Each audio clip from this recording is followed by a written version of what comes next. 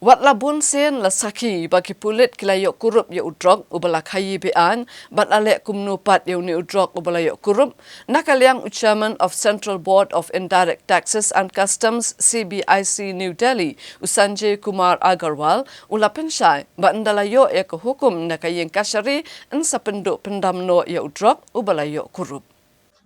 Chairman ke Central Board of Indirect Taxes and Customs CBIC New Delhi Sanjay Kumar Agarwal ulitho penakaliang katanat laragayo penkurup udroks na kajala Meghalaya katanat kajupen snew no iki ha Shillong badikani lale Hadien balayo hukum na kayeng syari.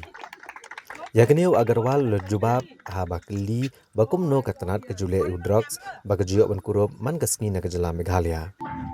Uni uhe ke CBIC uli itu basisen bakatanat kelayo kurup udroks kindan bon ki kendon bakatanat kinhab ban le haswa ban pensni udroks ke ban kentu penujor mokot duma ha ke yang syari badai tang Hadien kani balayo ku hukum nak yang syari bakatanat kan salah ban pensni udroks. Haswa kani nak liang ucaman ke CBIC ha bakaran nak jingyalang ban plepat ba ya ke solar street light ke balong ha prime hub ha IVCS dieng kentong. Hak ar kundro terik urisau ula kedau kejeng tereshitom katanat bantek lakam kejeng KIBA nya udroks hakari berok kawai. Whenever the drugs are seized in Meghalaya, so those are destroyed in Shillong.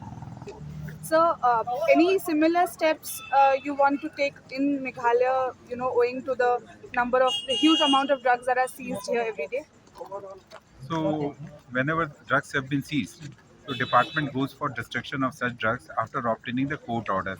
So, there are certain formalities which have to be completed before the drugs can be destroyed. So, that is to obtain, because we launch a prosecution case in the courts. So, we have to obtain some orders from the court for allowing us to destroy the drugs. So, that is the way it is done. And wherever the stocks of drugs, seized drugs are lying, there we are taking up steps for destruction of such